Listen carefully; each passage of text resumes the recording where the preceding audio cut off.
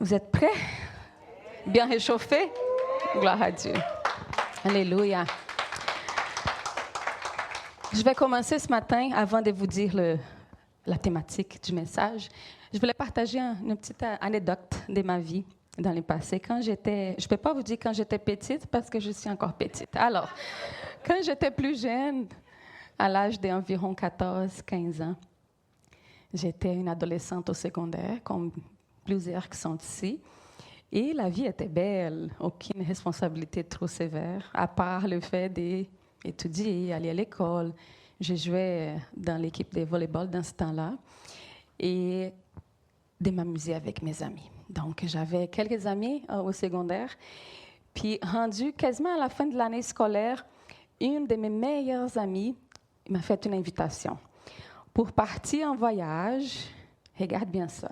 Pour partir en voyage avec sa famille, en tout inclus, transport en auto, hébergement, nourriture, pendant toutes les vacances d'été. Ça sent-tu merveilleux, ça? J'ai eu cette invitation-là. Puis en plus, avec d'autres amis d'école aussi. Donc, on serait un groupe d'environ 4, les besties, ensemble. Ça sonnait vraiment le fun. Et là, il y avait une petite chose. Il fallait que je demande à mes parents l'autorisation pour y aller. Parce que pour moi, dans ma tête, j'étais prête à faire mes valises. Et bon, quand je suis allée voir maman, elle m'a répondu avec un sonore « non ». Il n'y a pas question. Et moi, en dedans de moi, je sais qu'il y a plusieurs parents et peut-être des enfants qui ont déjà écouté cet argument-là. Moi, remplie de sagesse de toute mon adolescence, j'ai utilisé l'argument « mais maman, tous mes amis seront... » C'est un très bon argument. Hein? Mais ma maman, très sage qu'elle était, elle aussi m'a donné un argument très fort, très puissant. Puis elle m'a dit « oui, mais tu n'es pas comme tout le monde. Tu es mon enfant. Désolée, tu ne peux pas y aller dans ces voyages-là. » Et oui, les années sont passées, ça m'a causé un traumatisme, mais ce n'est pas grave. Je suis encore là ce matin. Pour résumer l'histoire, je n'ai pas parti en voyage, mais ma maman, elle avait une raison. Puis elle était certaine quand elle a dit que moi, j'étais différente. Je n'étais pas un enfant comme les autres. Et là, ce matin, je veux que tu regardes à ton voisin et dis, tu n'es pas un enfant comme les autres.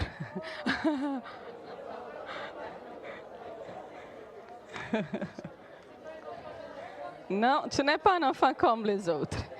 Tu es différent. Tu es un enfant de... Alléluia. Là, je profite parce que c'est mon tour.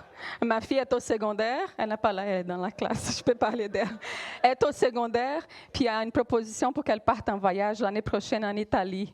Il n'y a pas question. Elle n'est pas un enfant comme les autres.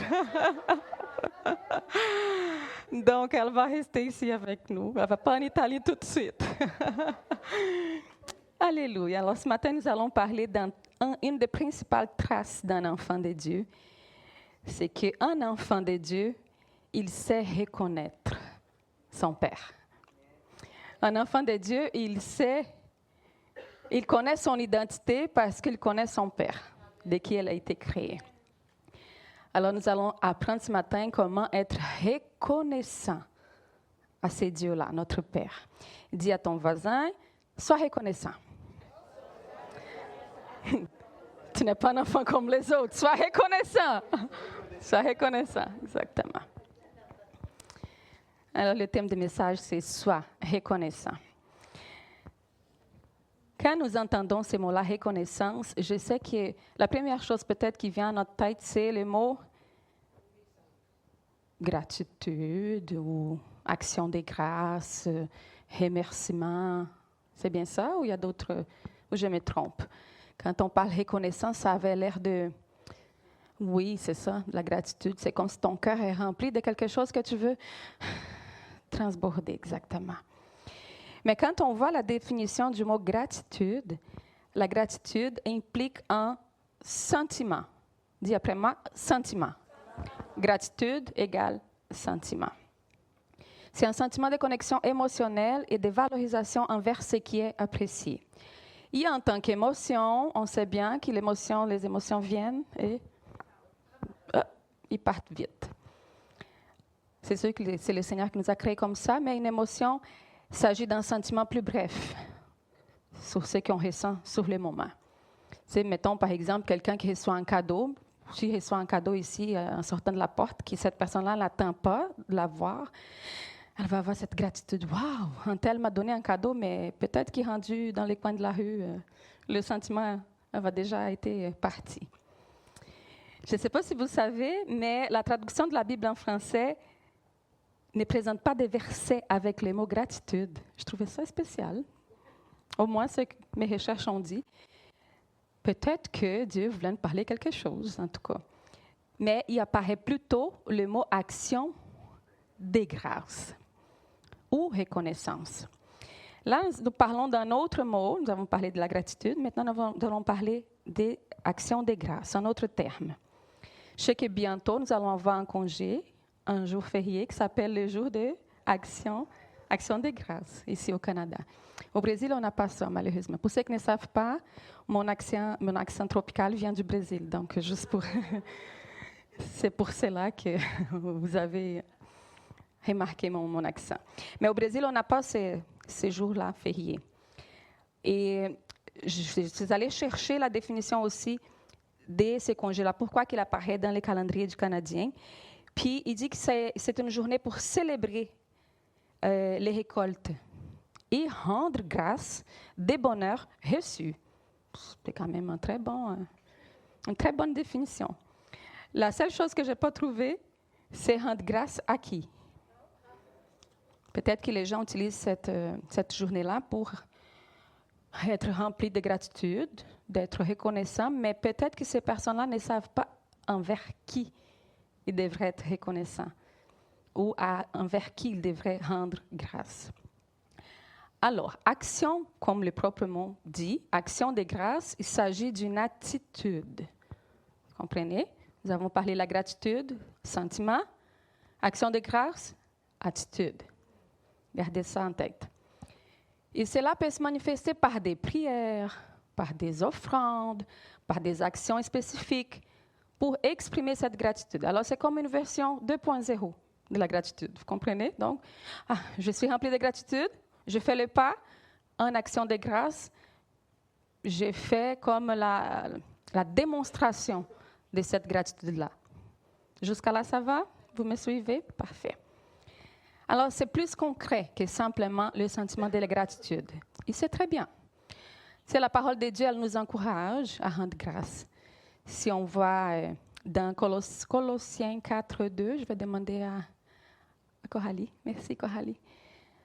La parole nous dit ceci. Persévérez dans la prière et veillez-y avec action de grâce. Donc, c'est la volonté de Dieu. Encore un autre verset qui est en Philippiens 4:6. Philippiens 4:6 nous dit, je vais commencer à lire, puis Coralie l'affichera après. Oh, voilà. Ne vous inquiétez de rien, mais en toute chose, faites connaître vos besoins à Dieu par des prières et des actions de grâce. Et un petit dernier pour cette triade, c'est 1 Thessaloniciens 5:18, qui nous dit « Rendez grâce en toutes choses ».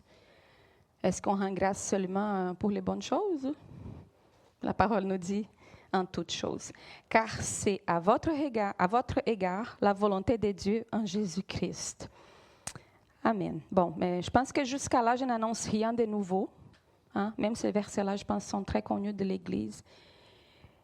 Mais c'est que mon introduction, fait que soyez patients. Je vais arriver à mon point. Mais ce matin, nous allons dédier la compréhension de qu'est-ce que ça veut dire véritablement la reconnaissance, selon les Écritures. La définition de la reconnaissance dans la Bible, elle vient de l'hébreu, c'est un mot que je vais essayer de prononcer. Ce n'est pas ma force, l'hébreu, mais c'est toda. Ces mots-là, j'ai regardé Hélène, c'est correct, Hélène? Parfait, approuvé. Est un acte de louange, d'action de grâce qui vient du cœur, exprimant la gratitude pour les bienfaits de Dieu, ses œuvres et son amour, mais aussi une confiance et un contentement face à toutes les situations.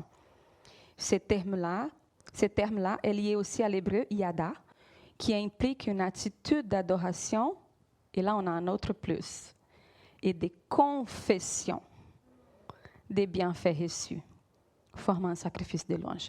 Alors, la gratitude, sentiment. Action de grâce, une attitude.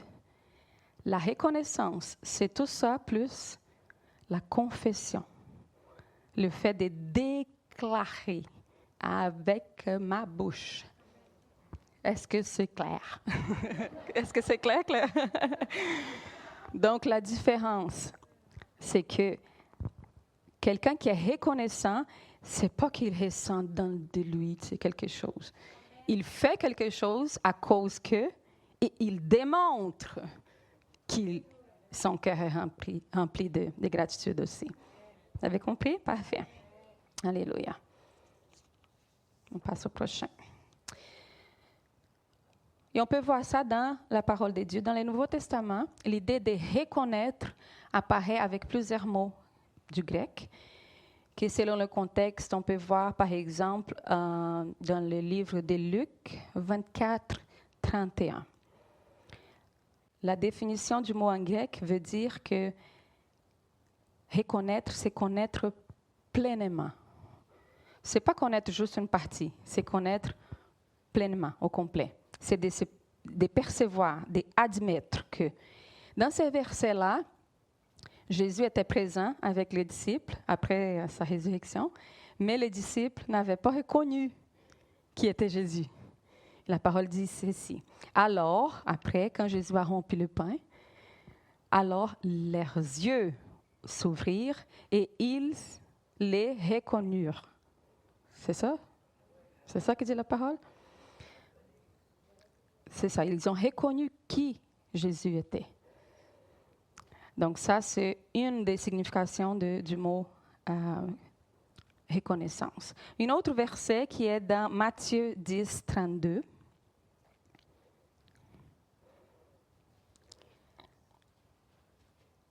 C'est quand Jésus lui-même il dit que quiconque me confesse, ces mots-là confesse, la racine du mot en grec veut dire reconnaître aussi. Devant les hommes, je le confesserai aussi devant mon Père qui est dans les cieux. Alors, reconnaître signifie ici admettre et déclarer. Tu sais, quand tu étais petit, par exemple, que tu étais à l'école, puis que tu avais un ami qui te boostait pour faire des défis, blabla, puis finalement, ton ami te prend par le cou, puis dit avoue que je suis meilleur que toi. Hein? Puis cette personne-là, ces gars-là ne te lâchaient pas aller jusqu'à temps que tu confesses avec ta bouche qu'il était le meilleur. C'est peut-être pas le meilleur exemple pour l'Église ce matin, mais bon. C'est pour dire à quel point l'importance du mot reconnaître est puissant. Par exemple, quelqu'un qui est reconnu coupable. Quelqu'un qui a commis un acte qui est condamnable. Lui n'est pas condamné ou n'est pas admis coupable jusqu'à temps qu'il soit jugé et que le juge déclare, reconnaît que lui, cette personne-là, est reconnue coupable. Alors ce matin, nous allons parler de la reconnaissance envers notre Père, notre Dieu. Nous allons apprendre à propos du fait de reconnaître pour ce que Dieu a fait. Arlène a parlé tout à l'heure que Dieu, il a déjà guéri dans le passé, puis il veut encore guérir. Bien souvent, on prie tellement pour des miracles qui ne sont pas encore arrivés, mais on oublie souvent et très rapidement les miracles qui sont déjà accomplis dans nos vies. Alors, à partir de ce matin, nous allons sortir d'une façon différente. Nous allons apprendre à déclarer que ce Dieu-là, il a déjà fait des miracles dans le passé. Nous allons reconnaître ses œuvres, car il est le Dieu créateur. Nous allons reconnaître ses dons. Tu sais, quand des fois, tu as reçu un don de la part de Dieu, mais que tu les caches, tu sais, je ne sais pas si tu sais dessiner, si tu sais chanter, si tu sais jouer n'importe quel sport. C'est un don que Dieu t'a donné. Puis bien souvent, on se met tellement de la pression sur nos épaules qu'on se dit, je ne suis pas bon, je ne suis pas assez bonne. Est-ce que tu réalises que ces dons-là n'est pas les tiens, c'est pas toi, ça ne vient pas de toi? Comment tu peux oser dire que tu n'es pas assez bon quand ce n'est pas un don qui vient de toi-même? Donc, toute œuvre est parfaite du Seigneur. Alors, ces dons-là aussi, on doit reconnaître que le Seigneur nous a donnés. Nous allons reconnaître ses miracles, etc. Donc, tout ce que Dieu a fait, c'est digne d'être reconnu.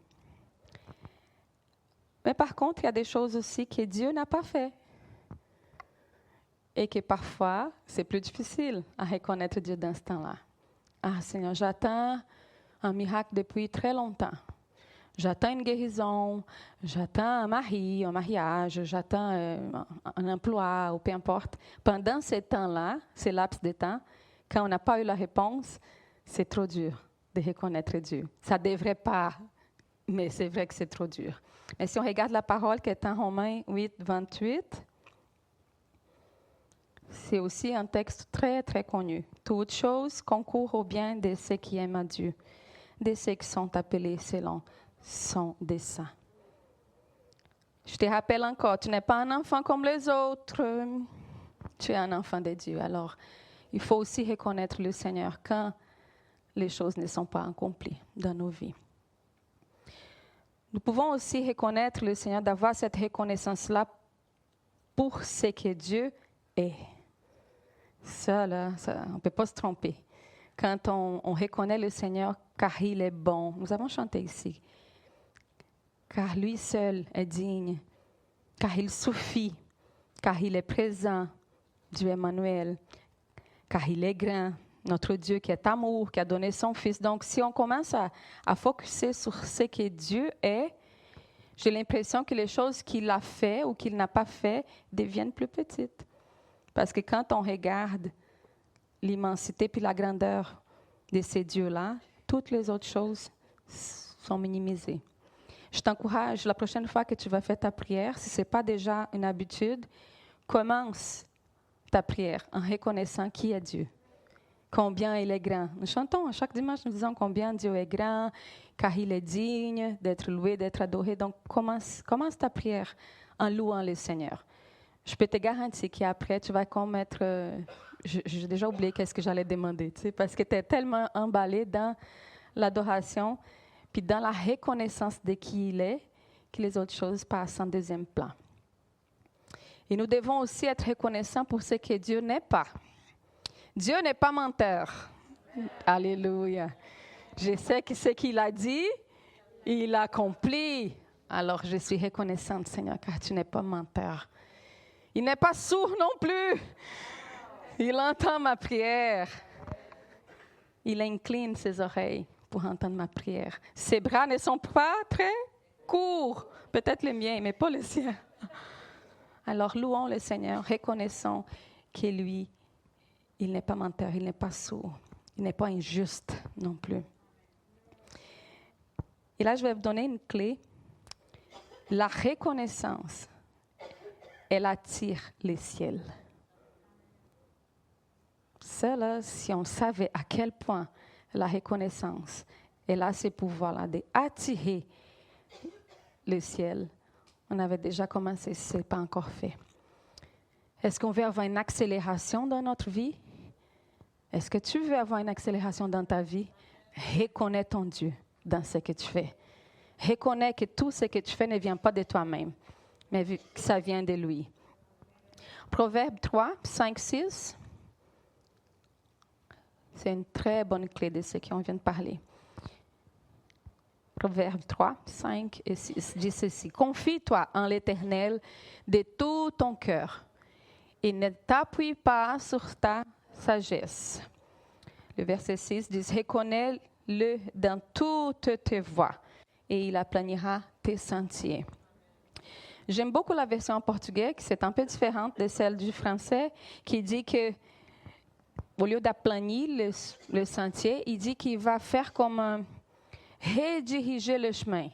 C'est quand on prend la route, là, on prend la route et on met le GPS. Je m'en vais à Montréal. Il n'y a presque pas de travaux d'ici vers Montréal, n'est-ce pas? Donc, à chaque fois qu'on prend la route pour aller à Montréal, il y a un nouveau chemin qui sort.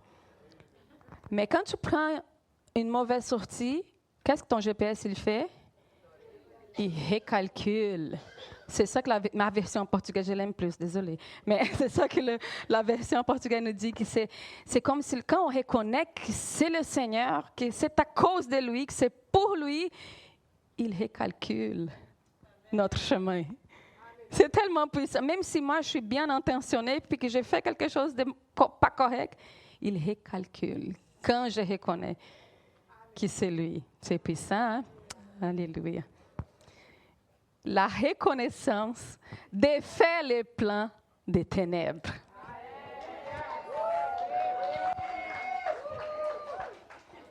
Ah, si on savait. Ah, Seigneur. Et là, ce matin, nous allons apprendre, ça c'est le point principal du message. Nous allons apprendre de quelqu'un, un personnage, un roi très important de la Bible, qui s'appela Ézéchias. Est-ce que je le prononce bien, Claire? Oui, je l'ai fait prononcer pour moi tout à l'heure. Ézéchias. Mais avant de lire à propos du roi Ézéchias, je vais vous donner un résumé, parce que tu sais, l'histoire d'Israël est costaud. Je sais pas, pas très facile à comprendre. Puis quand on lit les livres des rois, un roi et des rois, c'est rempli, c'est vraiment, là, il y a de la sauce là-dedans. Hein? Et on peut dire qu'il y a du combat, il y a des royaumes, il y a toutes sortes de sacrifices, d'idolâtries, donc toutes sortes de péchés aussi. Et ces rois-là, ils étaient décrits dans le livre des rois. Mais pour vous faire comprendre un peu, après la mort du roi Salomon, David, vous connaissez, hein? David, OK. David, vous connaissez. Le fils de David, Salomon, après sa mort, le Seigneur, il avait donné des spécifications très claires à son peuple. Donc, la première, c'était de jamais adorer autre Dieu que l'Éternel. Mais, en tout cas, le temps est passé, Salomon est parti, son fils a hérité le royaume, puis à un moment donné, les Québécois ont chialé à propos de l'impôt. Non, pas les Québécois. Ont chialé à cause des impôts. Les Québécois ne chialent jamais à propos des impôts. C'est vrai. Donc, ces peuples-là, ils ont commencé à chialer à cause des impôts parce qu'ils payaient trop, ils travaillaient trop, il ne restait pas beaucoup de choses dans sa poche après. Donc, à cause de cette réclamation-là qu'ils ont faite, cette plainte-là qu'ils ont faite, les rois, il a augmenté ces impôts-là. Donc, ça fait comme une division, une révolte, c'est sûr, certain. Et les 12 tribus d'Israël ont été divisées. Donc là, à partir de ces moments-là, on avait les royaumes du Nord et les royaumes du Sud. Vous me suivez là, parce que c'est toute une histoire. Donc, dans les royaumes du Nord, il y avait 10 tribus, donc la majorité était là. Ils s'appelaient les royaumes d'Israël. Jusqu'à là, ça va. Donc, la capitale, avant c'était une autre ville, mais après c'était Samarie. Les 2 autres tribus, ils ont choisi l'autre royaume, c'était le royaume du Sud, et on appela les royaumes de Juda. Et la capitale, c'était Jérusalem. Parfait. Qu'est-ce qui est arrivé? Plusieurs années, un roi après l'autre, des 2 côtés. Là. Ça, on parle des 2 royaumes, mais chacun avait son roi. Mais des 2 côtés, plusieurs n'ont pas suivi les indications que le Seigneur avait données à son fils David, à son fils Salomon. Donc, plusieurs ont péché contre le Seigneur. Ils ont fait toutes sortes de choses, des péchés, d'idolâtrie. Ils ont sacrifié leurs enfants. Vraiment, une histoire très, très pesante. Du côté du royaume du Nord, d'Israël, il y avait, depuis la mort de Salomon, jusqu'à temps que le peuple soit né captif en Assyrie, ils ont eu 19 rois. C'est quand même beaucoup. Puis ça a duré environ 209 ans. C'est quand même beaucoup de temps, 2 décennies. De l'autre côté, du royaume du Sud, 21 rois y ont passé depuis la mort de Salomon jusqu'à temps que le peuple soit amené captif à Babylone. Chacun a été amené dans un exil différent. Et ça a duré environ 345 ans. 3 décennies et demie environ. Donc, si on fait la somme des 19 rois d'un côté, 21 rois de l'autre côté, si je vous dis que seulement un roi a fait la volonté du Seigneur complètement, c'est beaucoup.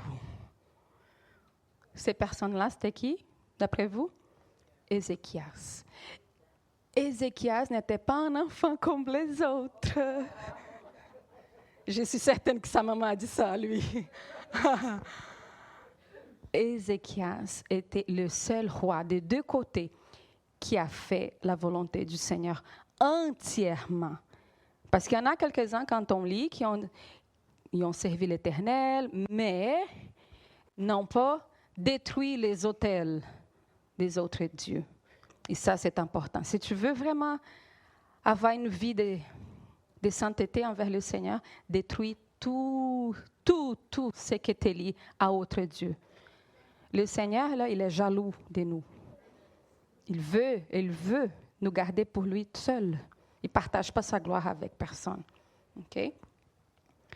Donc, Ézéchias était le seul roi qui a fait la volonté de Dieu entièrement, car il n'était pas un enfant comme les autres. Et là, à un moment donné, qu'est-ce qui est arrivé? Un roi ennemi de la Syrie, il a pris en charge le territoire de ces 10 tribus-là qui étaient le côté du nord. Oui, du côté du nord. Donc, ces rois-là, il a s'accaparé, disons comme ça, l'autorité du roi du moment. Et il voulait faire la même chose du côté d'Ézéchias. Quand Ézéchias était roi, il a reçu une menace. Donc, le roi ennemi, il avait déjà fait la conquête de l'autre côté. Il voulait maintenant faire la conquête du roi du Sud, quand Ézéchias était en charge. Et il a fait une menace. Je répète, la reconnaissance des faits, les plans des ténèbres. Gardez ça en tête. Nous allons voir qu'est-ce que Ézéchias a choisi de faire. Il a choisi de reconnaître Dieu et sa reconnaissance a défait les plans des ténèbres. Je vais juste ouvrir ma Bible parce que je sais qu'il y a des textes que peut-être que je vais lire. Je vais lire ça. Comme ça va être mieux. 2 Rois 19.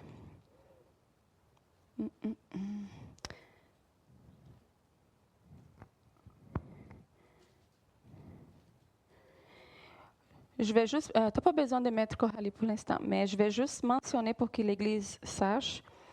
2 Rois 18, 3 dit ceci. Il parle d'Ézéchias, il fit ce qui était droit aux yeux de l'Éternel, entièrement comme avait fait David son père. Il fit disparaître les hauts lieux, brisa les statues, abattit les idoles, et mis en pièces le serpent des reins que Moïse avait fait. J'étais choquée moi aussi quand j'ai vu ça.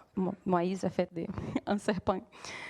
Le verset 5, il dit, « Il mit sa confiance en Éternel, toujours Ézéchias, les dieux d'Israël. Et parmi tous les rois de Juda qui virent après lui ou qui les précédèrent, il n'y a eu point de semblable à lui. Il fut attaché à l'Éternel.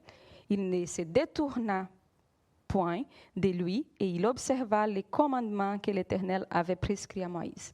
Et l'Éternel fut avec Ézéchias, qui réussit dans toutes ses entreprises. Ça, c'est Ézéchias. Bon, quand que Ézéchias il a reçu cette menace-là du roi ennemi, je vous invite à lire ça entre le chapitre 18 et 19 au complet des deux rois. Ça n'a pas été une menace légère, je peux vous dire. C'était une menace très lourde. Ces rois-là, il a proclamé, il a même utilisé le nom de l'Éternel pour dire, qui tu penses que tu es? Je vais te vaincre, je vais combattre contre toi et ton royaume, car l'Éternel est avec moi. Tu sais, il a utilisé même le nom de l'Éternel pour aller contre Ézéchias. Ézéchias n'a rien répondu. Tu sais, quand il y a le moment certain de répondre, il y a des moments de silence aussi. Ça ne donne à rien qu'on répond à notre ennemi quand il ne doit pas avoir de réponses de notre part.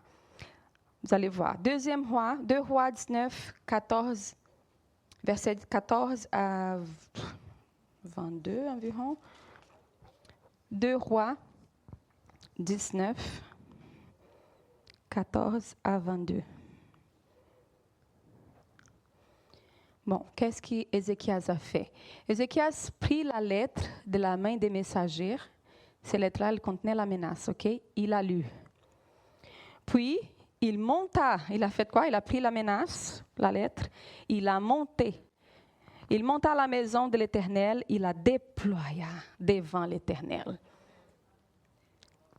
Il dit, je vais aller voir quelqu'un qui est beaucoup plus puissant que toi. Attends-moi une seconde. Il a pris la lettre, il est allé dans la maison de l'Éternel, il la déploie. Il a dit, Seigneur, regarde. Regarde, qu'est-ce que j'ai reçu comme menace. À qui il adressa cette prière, le verset 15. Donc, Ézéchias, il a prié à l'Éternel en disant, Éternel, Dieu d'Israël, assis sur les chérubins, c'est toi qui est le seul Dieu de tous les royaumes de la terre. C'est toi qui as fait les cieux et la terre. Si c'est pour la reconnaissance, c'est quoi ça? C'est quand on a un problème, qu'on commence à prier, on a envie de commencer par « Telle m'a fait ça! Seigneur, je suis malade! Seigneur, mon enfant! Hein? » Commence pas ta prière avec ça. Commence ta prière comme Ézéchias en disant « Éternel ». Déjà, c'est suffisant. Hein? C'est lui, alpha, oméga, du début à la fin. Éternel Dieu d'Israël. C'est toi qui es le seul Dieu de tous les royaumes de la terre. Ce n'est pas mon ennemi, c'est toi. Alléluia. Le verset 16, il dit, Éternel. Là, il fait sa demande. Incline ton oreille et écoute, Éternel. Ouvre tes yeux et regarde. Entends les paroles de Sanchérib qui a envoyé Rabshakeh pour insulter au Dieu vivant.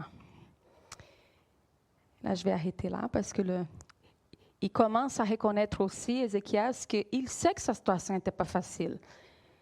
L'armée de l'autre côté était beaucoup plus puissante. Donc, il savait, et ces rois-là avaient déjà fait beaucoup d'entreprises de l'autre côté, dans l'autre royaume du Nord. Donc, il sait, il dit, Seigneur, je sais, je reconnais que je suis faible, mais toi, tu peux faire. Le verset 19, il dit, maintenant, verset 19, maintenant, Éternel, notre Dieu, délivre-nous de la main de notre ennemi, de Sanchérib, et que tous les royaumes de la terre sachent que toi seul es Dieu, ô Éternel. Oui, c'est la reconnaissance. Pendant que Ézéchias, lui, il est allé voir le Seigneur, avant de rentrer dans sa présence, il a envoyé ses serviteurs pour aller voir un prophète. Ce prophète-là, c'était Isaïe. Et pendant que lui priait, qui était dans la présence du Seigneur, ses serviteurs sont allés voir Ésaïe, le prophète. Et quand les serviteurs lui ont transmis le message de la part de son maître, Ézéchias, Ésaïe, il avait déjà eu une réponse de la part du Seigneur. Avant même qu'Ézéchias le sache, le Seigneur l'avait déjà répondu. Avant même que tes ennemis le sachent, avant même que toi tu le saches, ton Dieu t'a déjà répondu. Ton Dieu t'a déjà libéré une parole pour toi. Ton Dieu t'a déjà guéri. Ton Dieu t'a déjà délivré avant même que tu saches. Aussitôt, exactement. Et là, le Seigneur y répond. Il dit que je vais m'en occuper. Hein, le verset. Oh, alléluia. Merci, Seigneur. Le verset 20, il dit ceci. Alors, Ésaïe, fils d'Amoth, envoya dire à Ézéchias, ainsi parle l'Éternel, le Dieu d'Israël. J'ai entendu la prière que tu m'as adressée au sujet des Sancherib, roi d'Assyrie. Voici la parole que l'Éternel a prononcée contre lui. Je vais résumer. Le Seigneur, il a dit comme il t'a menacé, il pense qu'il t'a menacé, mais il m'a menacé moi. Il t'a insulté, il pense qu'il t'a insulté, mais il m'a insulté moi en premier. Alors moi, je vais prendre charge, je vais m'en occuper. Et le Seigneur, il dit dans le verset 22, « Qui as-tu insulté et outragé? Contre qui as-tu élevé la voix? Tu as porté tes yeux en haut sur les saints d'Israël. C'est moi qui t'ai insulté. » Là, on va aller voir la fin de l'histoire parce que j'ai bien hâte. Je ne sais pas vous, qu'est-ce qui est arrivé après. Le verset 34 avant. Il a promis et il a dit, « Je protégerai cette ville pour la sauver à cause de moi. » Tu sais, le Seigneur, des fois on pense, « Oh, le Seigneur a répondu ma prière. » Oui, il répond à ta prière, mais à cause de lui. Le Seigneur est fidèle à sa parole. Il ne peut pas être autrement. Il est fidèle à sa parole, à cause de lui. Il nous protège de nos ennemis. Alors, à cause de moi et à cause de David, mon serviteur, je vais le faire. Verset 35, le résultat. Cette nuit-là, l'ange de l'Éternel sortit, il frappa dans le camp des Assyriens 185 000 hommes. Ça n'a pas été un ou deux, là. On parle de 185 000 hommes. À cause d'une parole, d'une menace d'un roi. À cause qu'il a insulté l'Éternel, le Dieu d'Israël. Je ne sais pas vous, mais c'est mon Dieu aussi. C'est aussi mon Dieu. C'est lui qui prend mes batailles. C'est lui qui combat pour moi. Alors regarde encore ton voisin et dis, tu n'es pas un enfant comme les autres. Tu es un enfant de Dieu. Sois reconnaissant. Alléluia. Dieu fidèle, Dieu fidèle. Je sais que tu peux penser à Luana, mais ma situation est beaucoup trop difficile. Tu ne connais pas mon histoire, tu ne connais pas mon mariage, tu ne connais pas mon emploi, tu ne connais pas mon boss. Oui, peut-être je ne connais pas ta situation. Mais avant même, aussitôt que ta prière monte, l'Éternel l'entend. Et je sais que parfois c'est difficile à reconnaître ces dieux-là quand on passe à travers de certaines situations, du deuil par exemple, d'un divorce, d'un manque de provision. C'est difficile à honorer ces dieux-là, c'est difficile à reconnaître qu'il est bon quand nos yeux vont voir des choses mauvaises. Mais vous savez, la première fois que le mot adoration il a apparu dans la Bible, c'était pour mentionner quand Abraham a pris son fils Isaac pour le sacrifier. Donc la vraie adoration, celle que notre sœur Arlène a parlé ce matin, oui, elle a un prix. Mais cette vraie adoration-là, quand elle est remplie d'une reconnaissance, elle attire les ciels, comme j'ai dit tout à l'heure. Elle défait les plans des ténèbres. Notre reconnaissance, elle ne dépend pas de notre condition. Notre reconnaissance, elle ne devrait jamais être basée sur ce que nous voyons, sur ce que nous ressentons. Parce que Dieu lui-même, il ne change pas. Dieu n'est pas quelqu'un qui a aujourd'hui, je ne vais pas t'entendre parler. Non, il ne change pas. Alors il est bon, point. Il est suffisant, point. Il n'y a pas de négociation, tu sais. Hey, mais Dieu, mais non, c'est Dieu, point. C'est fini. Puis je peux vous dire que d'être ici ce matin et de parler de ces sujets-là, ça n'a pas été quelque chose de très facile. Quand j'ai eu l'invitation pour venir, Pasteur José, Pasteur Yoni, ils nous ont choisis, moi et Fred, à un moment donné, parce que peut-être quelqu'un de vous savez, mais nous avons passé une épreuve très difficile récemment. Au mois de juillet, j'étais enceinte de presque 12 semaines, pardon. 12 semaines. Il manquait un jour pour compléter le seuil si attendu pour les femmes qui attendent un bébé, pour compléter 12 semaines de grossesse. Et ce jour-là, j'ai commencé à avoir un enseignement important. Et pour faire une histoire courte, j'ai presque perdu ma vie. Celle du bébé, oui. Le bébé est parti. J'ai fait une fausse couche. Mais j'ai presque parti plus tôt aussi. Et c'était pendant ce temps-là des consolations que nous avons eues avec les pasteurs, Pasteur José, Pasteur Yoni, qui d'ailleurs, on s'ennuie de lui beaucoup.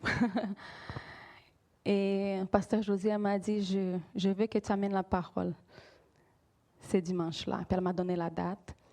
Moi, j'étais dedans complètement de ma douleur. Tu sais, j'étais baignée de toutes sortes de sentiments.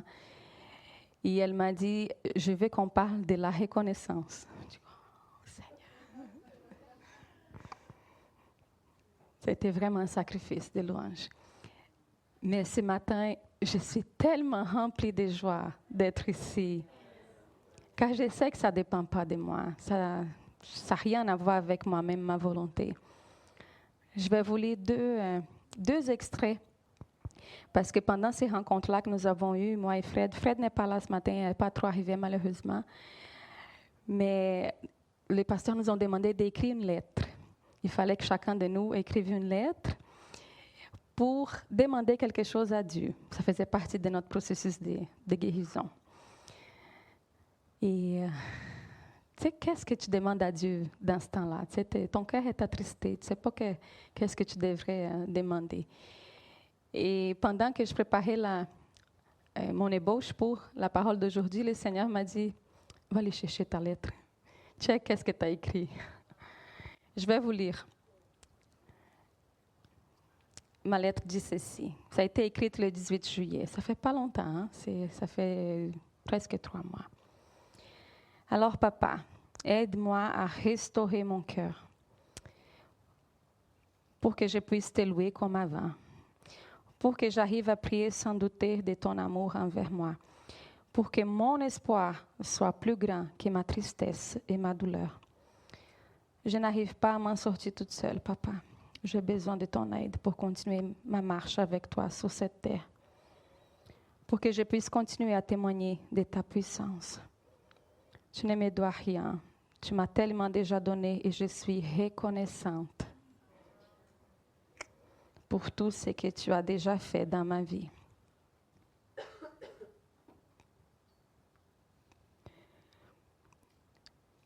Je n'ai pas besoin de tout comprendre, mais j'ai besoin de ton aide, Papa, pour continuer à avancer sans regarder en arrière, pour faire la paix avec l'idée que tes plans sont meilleurs et pour passer à travers de mon deuil.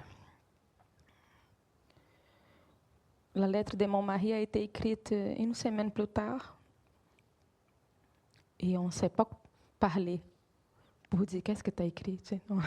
Chacun de nous a écrit sa lettre de chacun de son côté. Et puis Fred dit ceci: Père, j'ai besoin de t'entendre, besoin de savoir que tu es avec moi.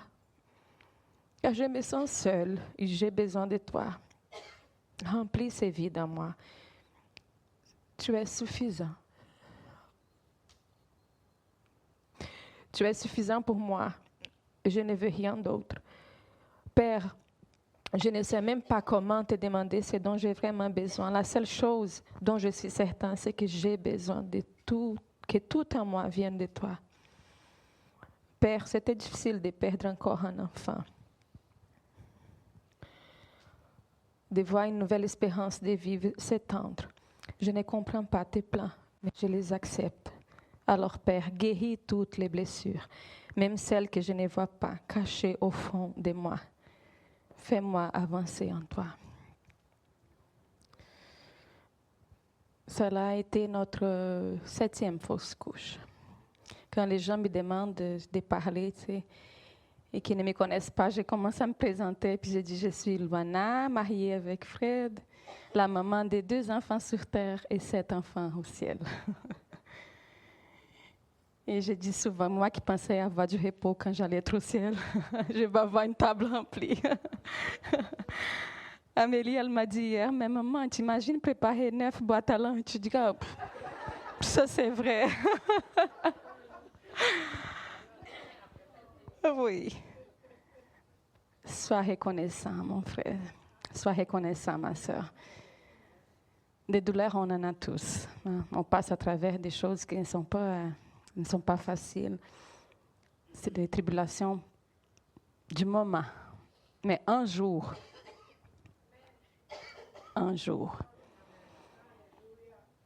j'ai hâte à ce jour-là. Si tu n'as pas encore appris à reconnaître ici sur terre, commence à te préparer parce qu'un jour, toute langue confessera. On n'a pas de choix de commencer tout de suite. C'est là.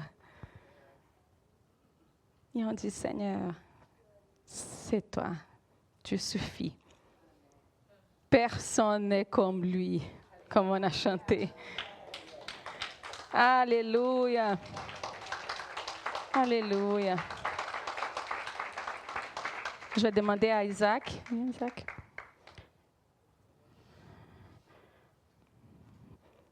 Nous allons prendre un moment de prière ensemble.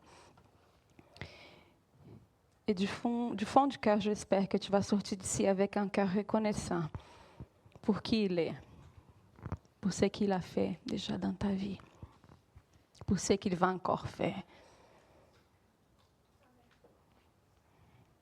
C'est Dieu-là qui est saint, saint, saint.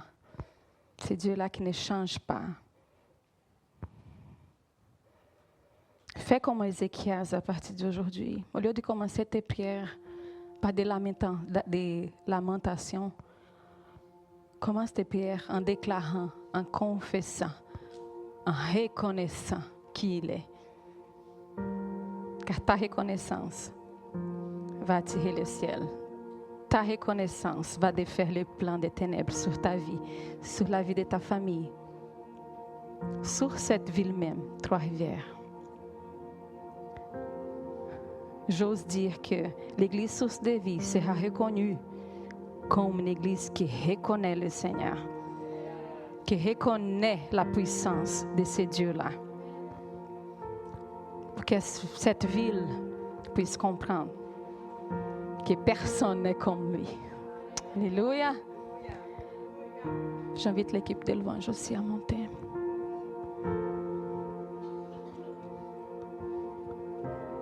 Nous allons encore déclarer et louer ce Dieu éternel. Seigneur, merci, Papa. Ah, Jésus, merci. Merci car je sais, Seigneur, que tu es suffisant dans ma vie. Tu es suffisant dans ma famille, Seigneur. Tu es présent, Dieu Emmanuel. Tu as déjà entendu ma prière, Seigneur. Tu as déjà entendu la prière de ton Église, Seigneur. Seigneur, à partir d'aujourd'hui, nous voulons prier autrement. Nous voulons venir dans ta présence, Seigneur, d'une façon différente qu'auparavant, Seigneur. Nous avons besoin de toi, Seigneur. Toi qui es saint.